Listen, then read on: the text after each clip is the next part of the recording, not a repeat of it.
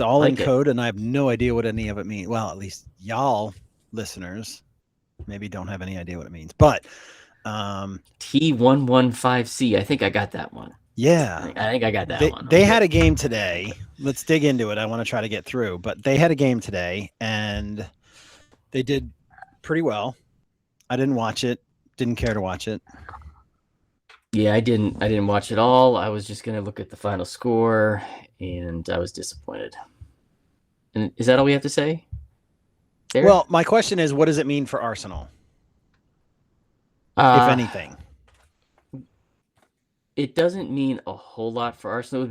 It would have been better had they drew or lost. That would have meant something. This doesn't mean a whole lot, except you got to continue winning. That's the biggest thing. You got to keep winning. If you win the last two, you win the whole thing. Nothing that they can do can stop that. What do you think? Right.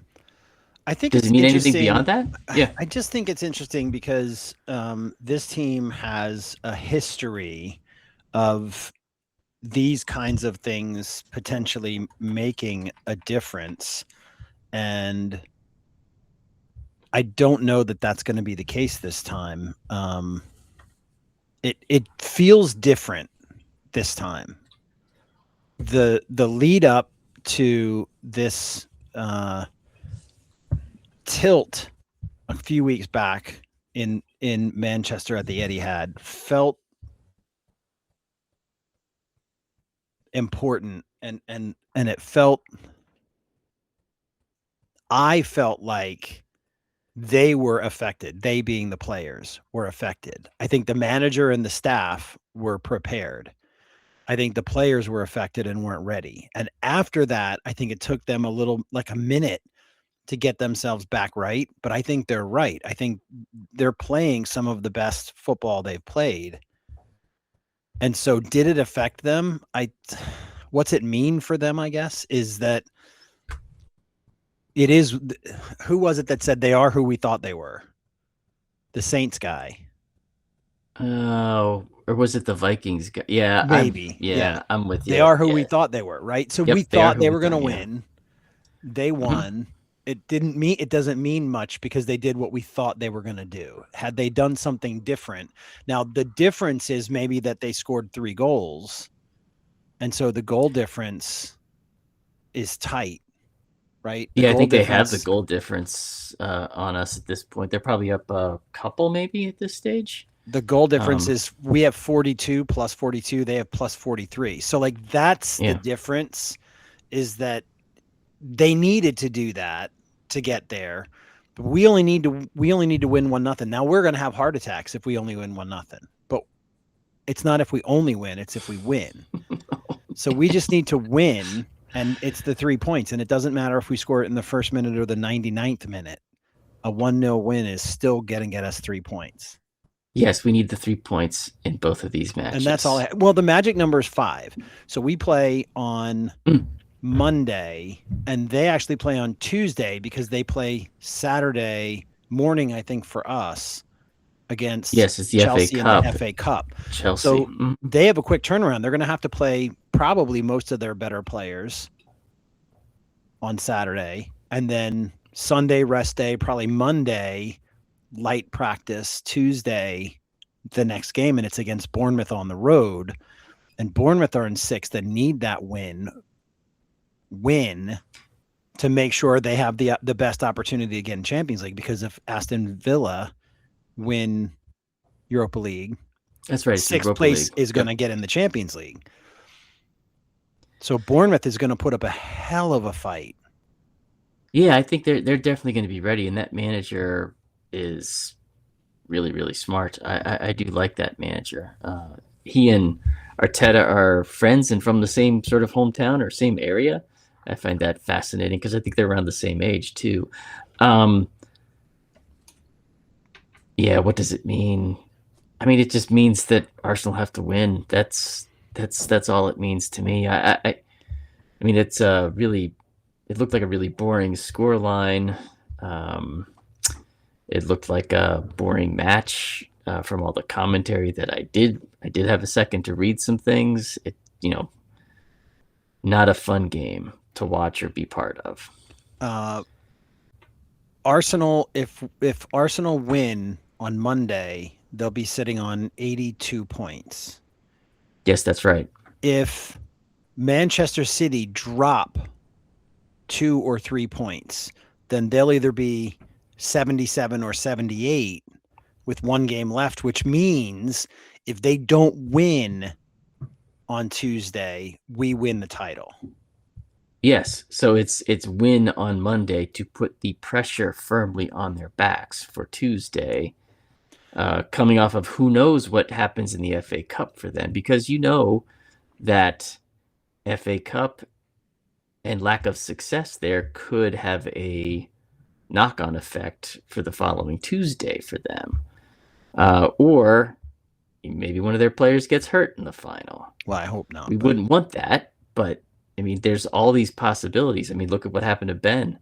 So, we won't have him for any more of these games. So stuff happens in these matches, and it's entirely possible that by them playing on Saturday in a very highly competitive, because I mean, Chelsea's going to want to win that cup. I don't know how long it's been since they've had silverware, but I'm sure they're going to want to win. Well, they cup. won silverware last summer. Oh, yes, that's true. They did. And we can't say it wasn't good silverware anymore because the women won that, and I don't want to take anything away from the Arsenal women. So I know it is what it is. Let's jump back in time. There was the incident in the West Ham game, and there was some commentary, and I texted you some. Did you want to read any of that? Because I texted you that PGMOL, dear leader, dear leader came out Howard Webb's. Oh and boy! Yeah, now he said, now I gotta find what he said. He said that it was correct. I could find it too. Yes, that's paraphrasing. Yes, he said it was correct. That's all. Let's see. Here we go. I've got it right here. I'll start. We've said all season that if a goalkeeper is impeded by an opponent grabbing or holding their arms and therefore they can't do their job, they'll be penalized. We're not just talking about contact with goalkeepers. We're talking about a specific type of contact when the goalkeeper's arms or hands are being interfered with, stopping them doing their job. Go ahead. So when you see the best angle on this, you'll see that's what happens from Pablo. And on the video, it's clear and it's obvious, and it happens early. And even though it's not clear and obvious to the referee because he's got a huge group of players in the penalty area and it's difficult to see, when the VAR sees this, of course, they have to get involved. Something he said stands out. It's clear and it's obvious, and it happens early, because I've read a ton from all the pundits, haters, right? All the haters. Sure.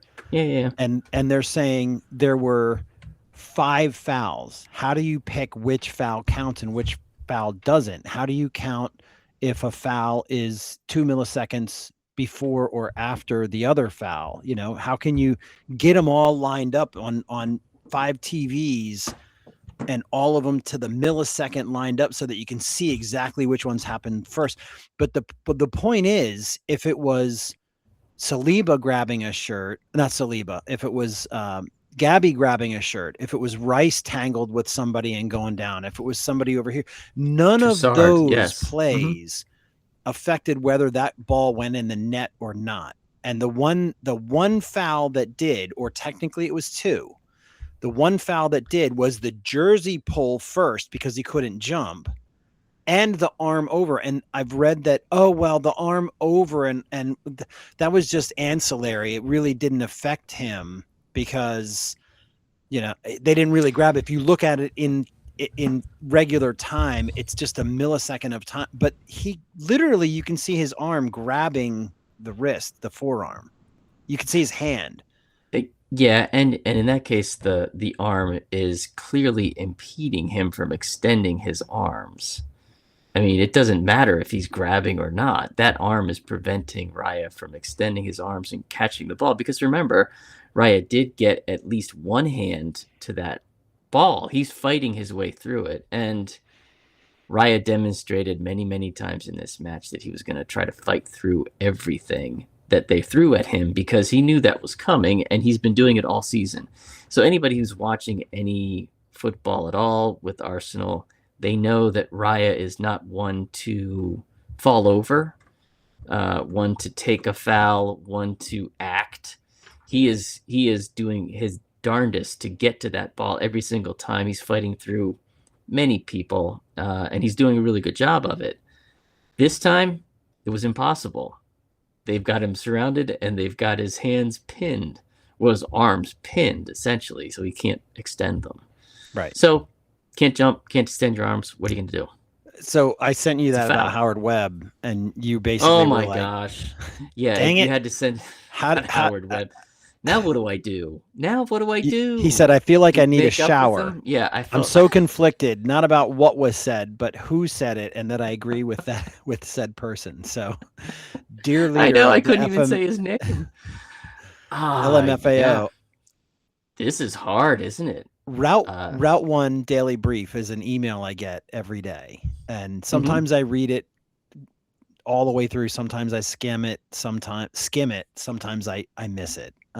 But today, I believe it was, and not yesterday, they had a question, and they always have a question down at the bottom. And so, should referees give goalkeepers more protection from physical contact during quarters? Now, I answered yes.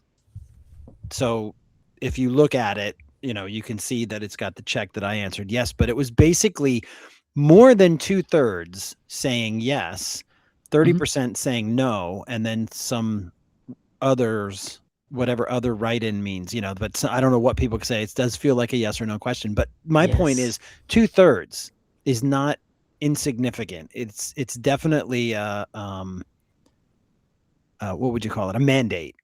Oh no, it's definitely it's easily a majority. So I mean, it's well over that. It is a mandate. It's something that most soccer fans believe in and should be respected. That's interesting. I wonder how they would have responded. Okay. We got a game on Monday. Before we jump into that, anything else you kind of wanted to? No, I don't think there's a whole lot to go through. I think you've gone through pretty much what we need to as far as the postmortem on the West Ham controversy. So last game at the Emirates, right? Yeah, last game at the Emirates. Everybody's there. Game of the season.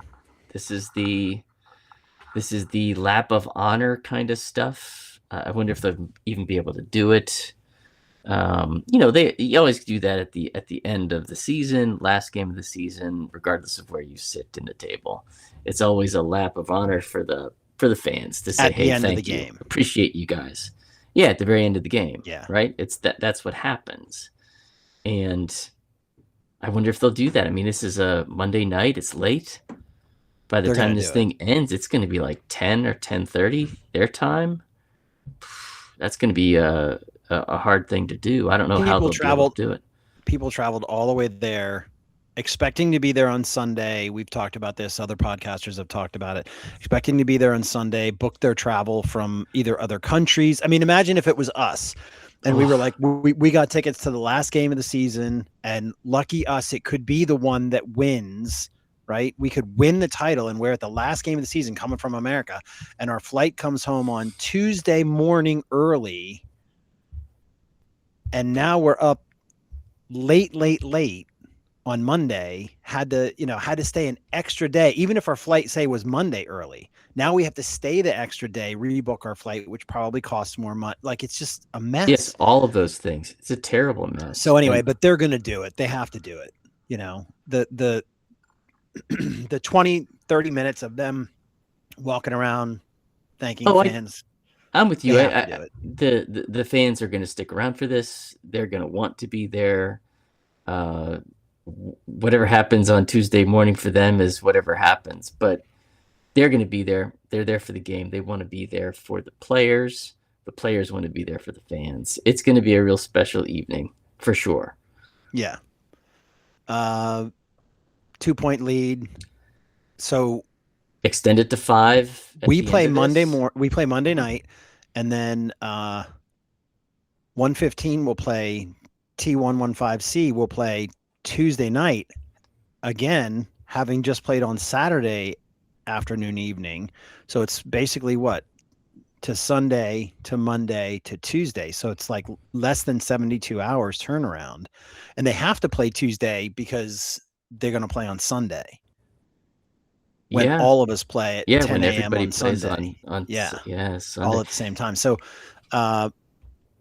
plus they have to travel to Bournemouth for that Tuesday night encounter. So there's a lot of obstacles in their way. I wonder if they're going to travel from London back home and then back down, or if they'll stay in London and just go across. Because now you've got all of that about being away from home for extra days.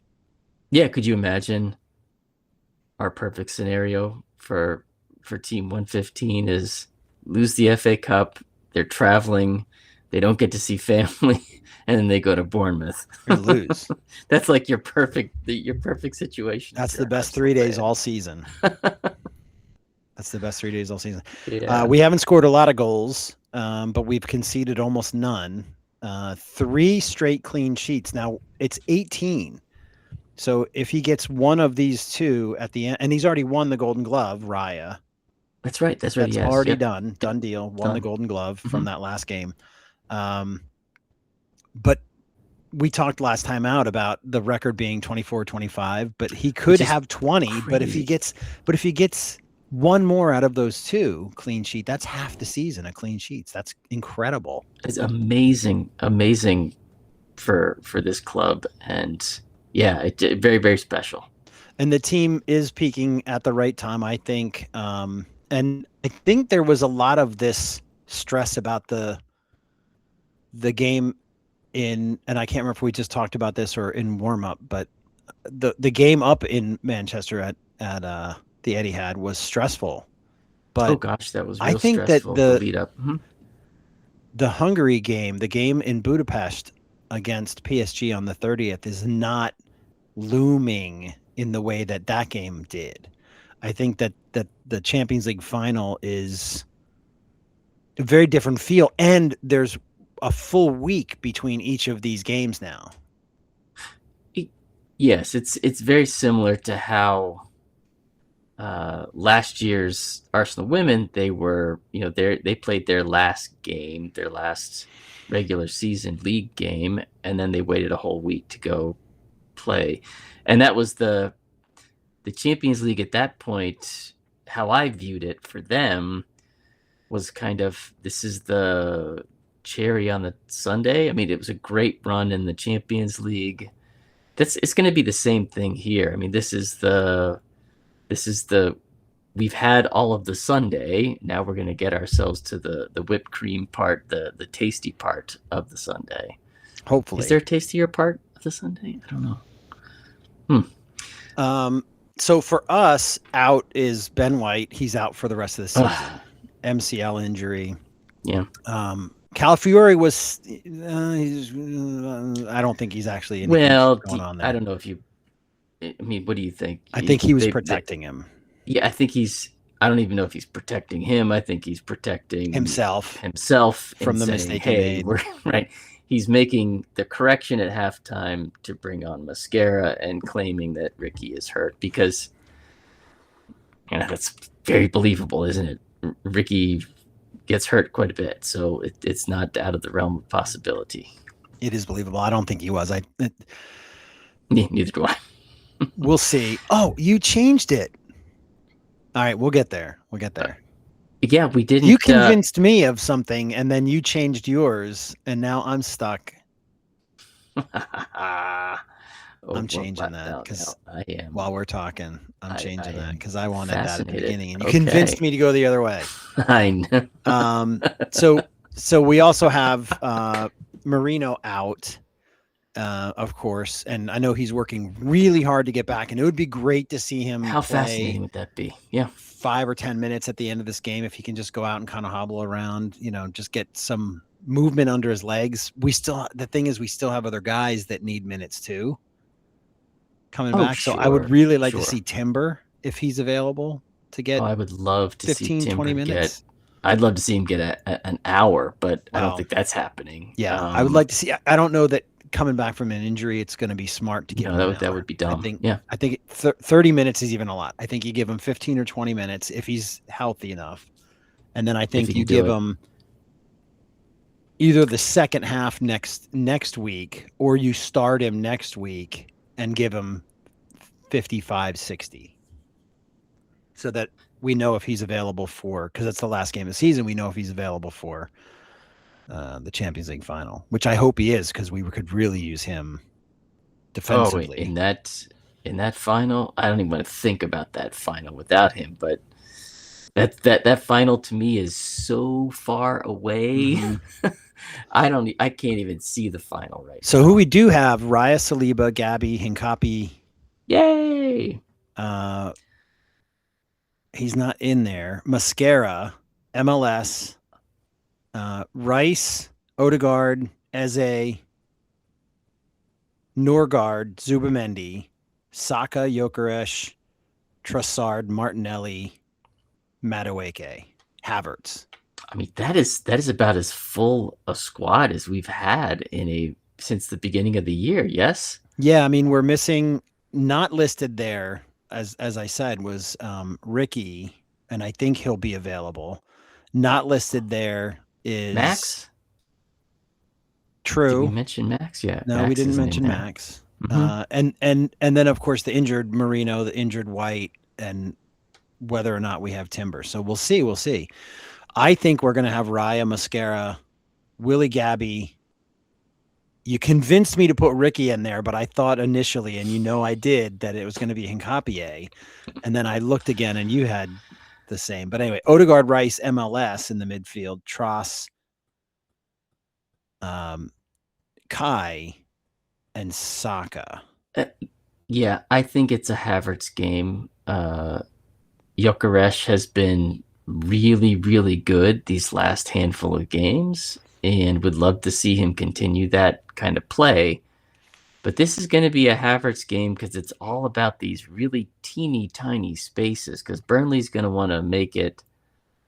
They're going to contract as best they can inside the box. 5-5-1. I mean, you're not even gonna see a 1. You're gonna see 2 goalies. 5-6. You're 6-5. I don't know what. Well, that's 12 players, but yeah, we'll be 5-5. Yeah, but two keepers.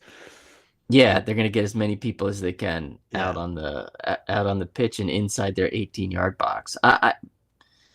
That's what I think is gonna happen. So you want your most creative players out there, and I think Havertz is able to do that movement stuff in those trickier kind of areas, and he's able to flash that more so than I think Gyökeres is able to. I mean, it's not a knock against him. It's just I think this is a Havertz game. Gyökeres is a low touch guy, and Havertz is a low touch guy as well, but his touches, they feel like he can do more with it. He can hold up better historically. Yeah. He can hold up better. He can dribble a little better. He can drop deep and do things.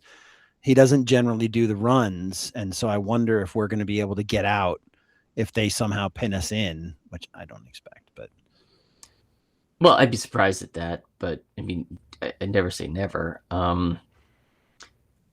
Here's what I had. I had Raya and Ricky at right back, because I do want some creativity in this back four. Willie, Gabby, they bring that creativity as well. And Capier will be on our left side. And then, because we haven't seen it yet, Eric, and I've been dying to see this midfield, Odegaard, Rice, Eze. I don't know if this is really going to happen, but it's kind of what I would like to see. And then there's Trossard, Havertz, and Saka. Saka being on the right, Trossard being on the left. And I mean, can we just say how good Trossard has been?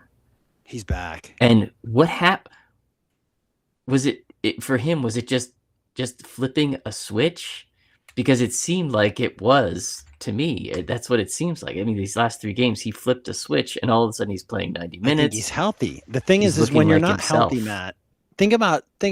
I mean, think about when we were in school. Guy gets hurt, right? Mm-hmm. And it takes him. You're better, but you're not scoring goals. I'm thinking of one guy in particular, not necessarily scoring goals in that first game, 2 games, maybe the third game, score a goal, and then you're off to the races, But so he looked bad. He looked tired. And if you right now, he's got longer time between these games, last week to the game, this week to the game. I think just more time between, he's just rested. And when guys are rested, they're going to play better. Look at Odegaard. Oh, magnificent, that guy. He was so special in those. What did he play? 10 minutes against West 15, Ham. He did all of he dominated. You look at his stats, his dribbles, his movement, everything about him that in his 10 minutes or whatever that cameo appearance was, unbelievable. Yeah. Unbelievable. I don't think we're going to get Odegaard and I think you're talking about you want control. I think MLS gives us better control and better creativity, mixing and moving than Eze does. I think Eze's not a player for those tight spaces in the same way. He's more of that open, give himself a half a yard of space and shoot from 20, 25 yards. I think he's that guy and will score those goals. We know he will. I don't think when you're talking about we need Kai for those tight spaces, I don't think Eze's the guy to sit. Eze's not a tight spaces guy. No, and we're not going to play. We're going to play a 4-3-3. We're not going to play a 4-2-3-1 where Eze sits in behind Kai like he would behind Gyökeres. And, it's interesting because I was listening to Arsenal Vision and Clive was talking about he always thinks of players in pairs, right fullback, right wing, left fullback, left wing, 2 center backs, 2 6s or 2 8s, a 10 and a 9. Like he just always is. Those are the positions that he's thinking. Well, of whenever he thinks not necessarily. Players. It's the play. So, but turns out Eze's pretty good for Gyökeres, but he ends up in the same spaces as Havertz. So when Havertz drops deeper, there's not room for Eze there. And so I think that, Odegaard will drop even deeper. He'll slide out to the right. He'll go all the way across the field into the left, the left channel, whatever. He'll make that space for himself and move around. And we don't always like it because he takes 900 dribbles, but he won't be in the same spaces. And I think MLS will stick to that left channel and be more supportive of Gyökeres, but also more creative. He's more creative than Zubamendi, and I think overall he's more creative in a different way, at least than Eze. He's not gonna line up a shot, but yeah. Yeah, I mean it's funny. Neither one of us have Zubamendi in this lineup. It's just interesting. I think he'd be good to come off the bench. To be honest, I think he needs a break. He needs a. It would be good to see him certainly in the last game of the season. It's going to be interesting because I think part of the whole, there's 900 minutes, right, to throw out for players on the field. And so you have to figure out who's going to get those minutes so that they're not just in shape. You can get in shape, on the practice field, but in training, but you can't get game shape unless you get game time. So I think the 900 minutes, the 1800 minutes across the 2 games, I think he's going to have to spread some of it out. Number one, maybe it reduces risk of injury. I don't know. Just by statistically, if you're not in for 90 minutes and you're only in for 50, If you're sitting on the bench for 40 minutes, you're not going to get hurt sitting on the bench. But I think it's more to build I would expect it to build the relationships, continue to build the relationships so that when we get to the big game, he knows what relationships he wants to use on the pitch and where and at what times. Okay. And if he didn't start MLS, we wouldn't know, right? And then he had to shuffle him back because of the error with Zubamendi. He had to shuffle him back to left back, and it kind of changed everything. But I don't think we're going to use him there ever again, unless it's forced. Oh, on one of the outside backs or one of the left back? Yeah, I don't think he's going to see, unless it's an emergency. Would MLS go back to left back? There's no way. There's no need. What do you think of? I mean, we got some notes, but what is your take on the mental state going into this game for these guys? We talked a little bit about it, but anything extra? No, I don't. Look, I think that right now these players see the end of the season, right? They're seeing it is a 3-game season right now. 2 games for the league, 1 game for the Champions League. And you win them all, and you have done something so magical and so very special. It doesn't happen a whole lot. Winning this specific double is really, really difficult. And they have the opportunity to do it, and that's what lies before them. And boy, I can only put myself in their shoes and think they must be excited and jumping out of their boots at this chance. They have worked so hard since last summer to get this opportunity. Yeah, I think this is going to... Their mental state must be on cloud 9. I mean, seriously, right? I mean, what do you think? I think that... how do I want to say it? I don't want to say they're anchored because that's not the right word, but I think they're grounded. Maybe that's the right word. Sure. I think they're on cloud 9, but they're not. I think they're grounded. They're not letting themselves, and it's clear. You can see it even after, the celebration was tight in a small space when that goal went in from Odegaard. Got on his knees, yes, it would have been a slide, except he just dropped to his knees and did the yes. And then when that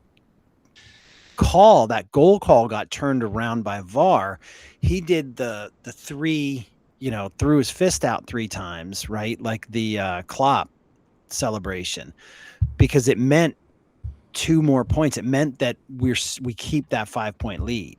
And so, but there wasn't after game celebrations running around like there were last year, the year before when we beat a team like West Ham, who's battling relegation, and we run out there and everybody would be the celebration. We're not doing celebration police stuff. Now, the semifinal win, they ran around and cheered, but it's the first final in 20 years. Oh, how are you going to not do? And none of these guys have ever been to a final.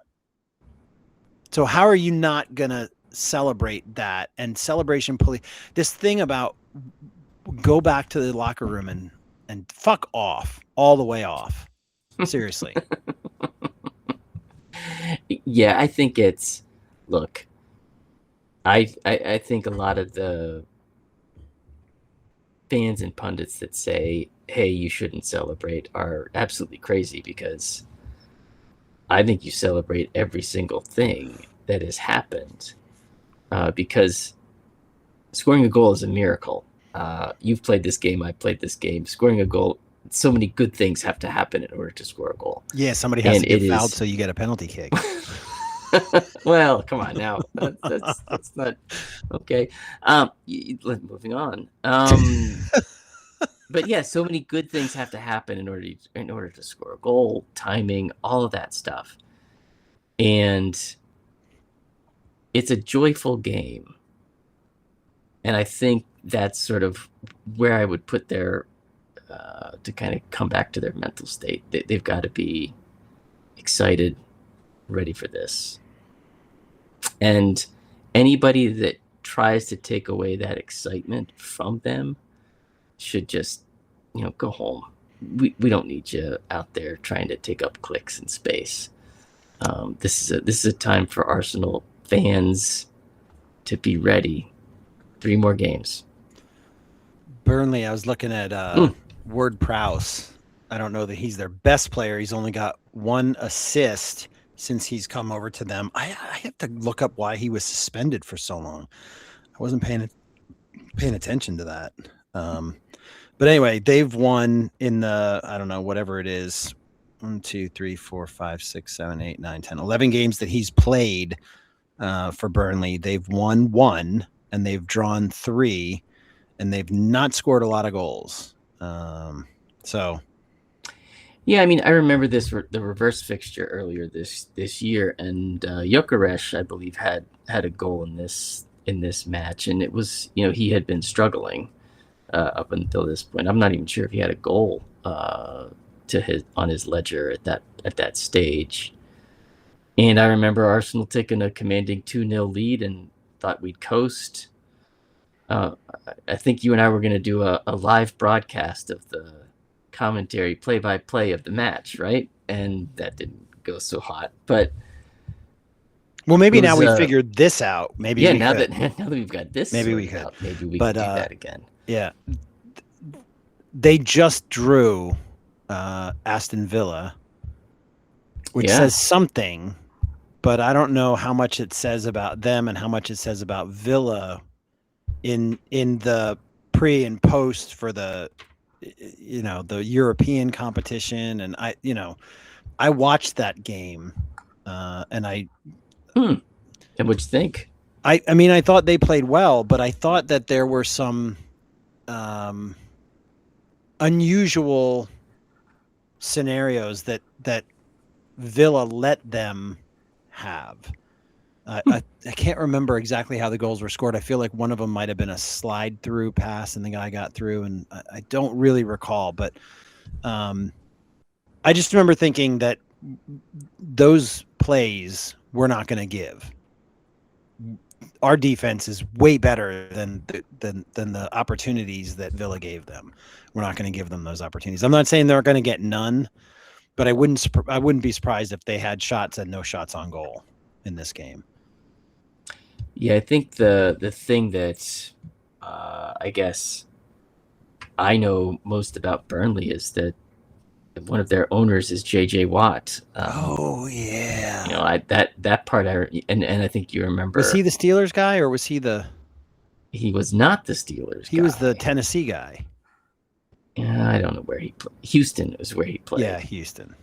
And there was a bet on the table last year if their goalie didn't give up any goals for the rest of the season or some amount of time. He went a lot of games. Did he go 20 games, close to 20? I mean, he went really, really close to not giving up a goal the entire rest of the season. And if that were to happen, then JJ Watt was going to come out of retirement and play for some team that I can't remember. Cincinnati, maybe? That was the bet. One take that I didn't really think of was that they're definitely going down. And so there's a lot of players that are going to get dumped because they're not going to want to play in the championship.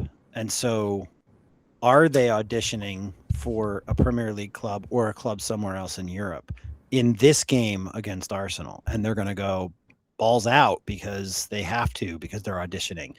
And I hadn't considered that, and we're going to have that to face. Now, does that mean they're going to come at us and we can break in behind, or does it mean they're going to play? I mean, if you're a winger or a midfielder who's trying to score a goal or a striker, you're not going to want to sit in 2 blocks of 5. No, you're not going to want to be organized. I mean, when you talk about that, players auditioning for other clubs in Europe, how do you audition for other clubs in Europe? You want to stand out, right? You want to show yourself to be an outstanding player. And if you're going to do that, you've got 11 different players, not a team. So you're all of a sudden Arsenal are playing against a whole bunch of players that are trying to impress to get their next contract, and it's not really playing against a team because they're never going to be playing in that team concept, as you mentioned.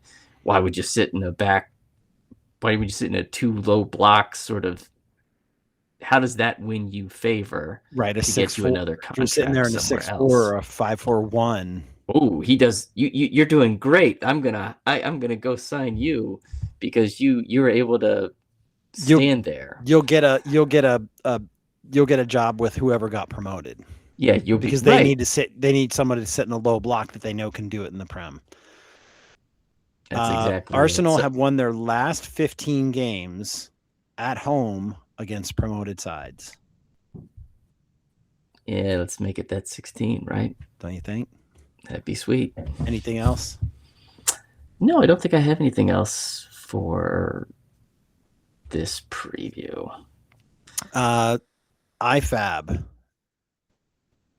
No, I'm not fabulous. I am fabulous. IFAB? Who is IFAB? But the International Football Association Board, they have a meeting in August or later maybe, but post World Cup at least, right? Yes, post World and Cup, they're going to be talking about because it's because I understand it of this VAR result and the fouls all around, but specifically the call on Raya, could decide the winner, could decide the loser, who gets the champion, title, who gets relegated. But because it was such a big call and so obvious, a controversy, they're going to review what happens and what gets called as a foul and how they get called as fouls. And if there's 3 fouls and that's one of the 3, are they going to do this? Are they going to do that? Are they going to do something different? And they're going to frickin' have to start going through all of that and make a spreadsheet to figure out which one happened first. And probably, but that's a thing that they're going to try to do. Yeah. I don't know how you fix it. I've heard it said on a variety of podcasts that you clear out the 6-yard box and the only player that can be in that is the goalkeeper. So nobody else can be in there. And it's like, please, I can, well, go ahead and do that because we can get Gabby free and we'll take advantage of that. But I can just see that being terrifically violent. I think that would be more violent collisions. I think you could see some serious head-to-head sort of. Think about the changes that they made in the NFL to the kickoffs to prevent 50-yard runs and 50-yard runs and 2 guys having all of that speed built up, destroying each other, even with pads. Sure. So I think you make a good point there, and I haven't heard that one before. But like if I'm starting around the 12-14 out from the goal line and somebody else is right on the 6 trying to defend the 6 and they're all in a line on the 6, I'm running in and they're going to jump and I'm going to jump. I mean, there could be damage there. And this is, I mean, I don't see how it gets legislated. I would be interested to see what the proposals are, because I think it would create more violent situations than they are, even more so now. Or, Eric, you just start calling the penalties, and then this goes away really quick, right? You just call penalties, and that's it, done. Nobody's going to do this anymore. I don't know how much penalties it will be, as much as it will be the team trying to score the goal committing the fouls. I would agree with you. And that's what the pundits are saying about Arsenal, is that we're in there playing dirty and, all the shithousery that we know that Ben White, we talked about from last season or season before, whatever, 2 seasons ago, whatever, pulling on the Leicester goalie's glove and that goal that we scored getting called back. So, I mean, like, it goes back a while that this happened. And I know there's 100 other examples, I'm sure, that people have pulled out over the years when it wasn't called, but those are kind of testing the boundaries of what you can do and what you can't do. And I think Arsenal as a team have figured out what that fine line is, and they don't cross it. I Right? think this is the exception. This is the rule. This is not the exception that proves the rule. All the ones that people are pointing out tend to be like, oh, these are the exceptions that prove the rule that, yeah, it wasn't called on that one, but it should have been, shouldn't it? You're saying it should have been, right? Right. Because you're saying it wasn't called. Proving our point. Right. You're saying it wasn't called. So that one shouldn't have been called. But no, actually, what I think you're saying is the opposite, that it wasn't called and it should have been. Yeah, I get it. That's funny. So there were many in-swinging corners this year as there have been just about in the history of the league. 173 goals across the league scored from corners, which across 20 teams is like 9, just 8, a 9. shade under 9. Yeah, and so Arsenal 17 is 10% of the goals out of 17 out of 173, which is basically double the average. That's pretty good. I like that. Yeah. So there's a record number of corners for the league, record number of corners by a single team. And I like that. Yeah. Set pieces have been an amazing advantage for Arsenal this year. Honestly, and in previous seasons. I'd like to see us get 20. Oh, I'd love to see us get I'd like to see us get 3 more in the next 2 games. At least 19. 20. Okay, I'm with you. 20 it is. Let's go 21. Fantasy rotisserie chicken. Match week 36. We did nothing. Yeah, it was a skipped week. So I think we didn't start the season with it, and I think that was our second skipped week. So shame on us. Yeah, but we're gonna play 6 games instead of 4, and then we're gonna play all the games next week. Oh, just all to try of them. all 10, just to try I can't wait to predict those. A whole final bunch of games that nobody wants to play in. Yeah, okay. Final chance for one of us to take a significant lead over the other. So we got Villa and Liverpool, Leeds and Brighton, Newcastle, West Ham, Bournemouth and T115C, Chelsea, Tottenham, Arsenal, Burnley. So you want to go 5C? I like that. That's a nice catchy little ring to it. It feels like a Star Wars droid. No personality. A no personality droid. That's good. You want to go first and then we'll alternate, or you want to go second? I'll go first with Aston Villa and Liverpool, and I am gonna say Aston Villa, Liverpool 1-2. Liverpool are gonna win this one 2-1. What say you?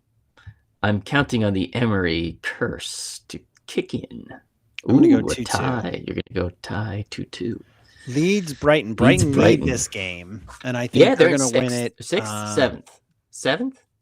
They're pushing Bournemouth for 6th. Yes, correct. I think they're going to win. Yeah, I think they're going to win 2-0. Yeah, I mean, Leeds doesn't have a whole lot to play for. I do think that Leeds does get a goal, but I think it's going to be 4-1 Brighton, because Brighton's going to bring out the big dogs and score. The next one we've got here is Newcastle at home, West Ham. Now, we've seen West Ham. They desperately need this. They're 2 points adrift of that other team, Tottenham, for the final drop zone. Let's see. I'm going to say... boy, Newcastle at home are very tough, but they're ragged right now. I'm going to give West Ham the benefit of the doubt and go 3-1 to West Ham. I'm going 2-0 to Newcastle. Ooh.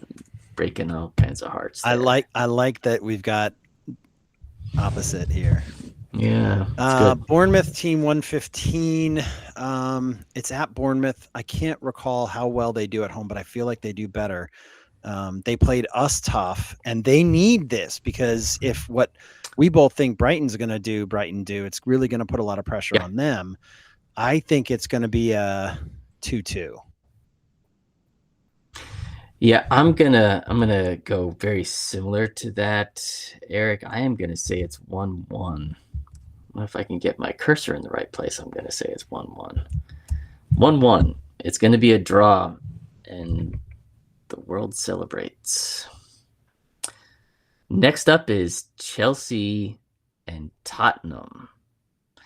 Now, we all know Chelsea just does not like Tottenham, and they would love to stick it to Tottenham, wouldn't they, Eric? Yes, they would, wouldn't they? They would love. This is a London derby. This is something that Chelsea would love to have. So I am going to go ahead and say that Chelsea take this one 2-0. I'm going 3-0. Oh, wow. You're going 3-0. Big 3-0. Score on your part. Yep. Okay. Arsenal Burnley 3-0. Ooh, that's a big score line. I am also like you. I think it's going to be. Boy, could they get to 4? I'm going to say 4-0. Whoa! You Arsenal. just chastised me for saying big score. I don't think we got 4 in us. Not against the defense that's like that. Well, we're going to find out. I do think we've got 3 because I think we're going to score 2 set pieces and maybe a penalty. But I think the penalty could be one of the set pieces. But I think we're going to score 2 corners, maybe a penalty. Let me think. I'm going to go. Ooh! You rethink on this, or rethink on the score? No. I'm going to go. I think we're going to see goals from. Let me just see. I think we're going to see goals from. I think we will see one from Saka. I think we're going to see Gabby again on a corner, and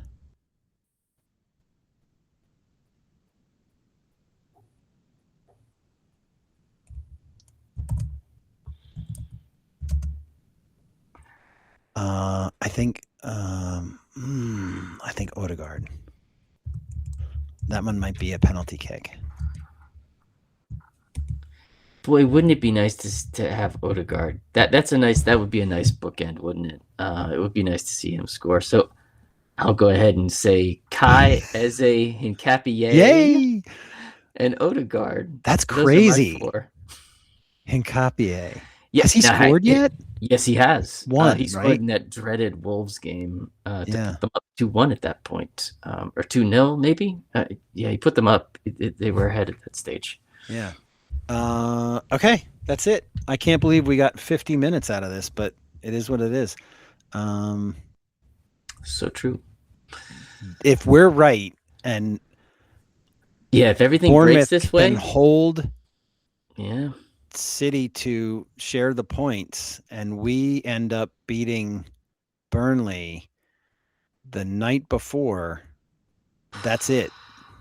It's over. Yeah, can you imagine? And I think we're gonna record Tuesday night. I think that's what we talked about.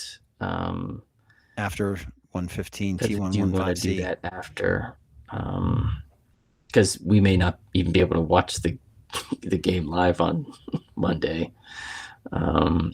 This is gonna be great. What a weekend! Match week 37. Oh! Bonus. Let's do a bonus. How about we do? We do a bonus score, a bonus game? Yes, FA Cup. Oh, how many points is the FA Cup worth? Double? Sure, we can roll those dice. Why not? So double points. So if you get the correct score, it's worth 6. And if you get the correct result, it's worth 2. Okay. So Chelsea... and I guess I gotta do it. And that T115C. No, it doesn't have a good ring to it. I'm gonna go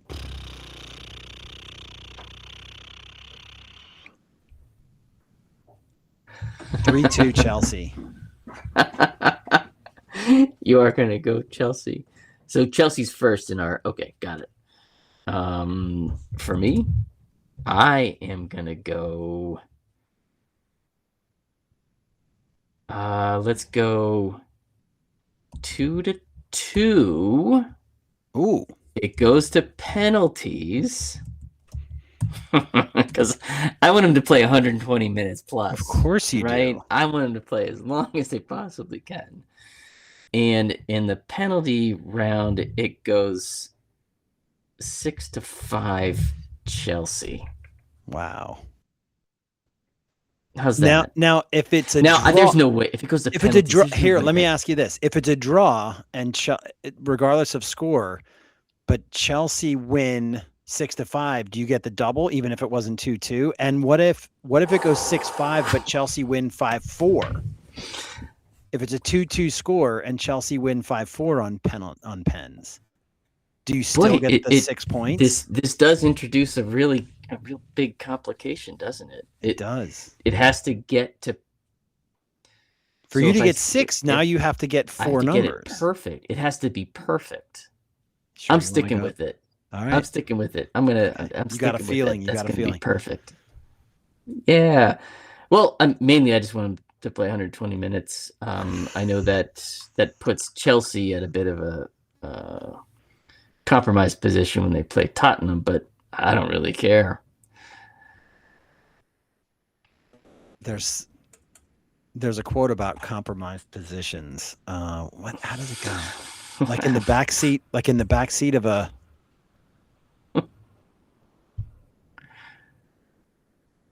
Gremlin? I forget what the movie is. Anyway. Gremlin. Yeah. What Gremlin was its own thing? Was that was Chevy or yeah, I don't know my cars. No. Anyway. I don't know my cars.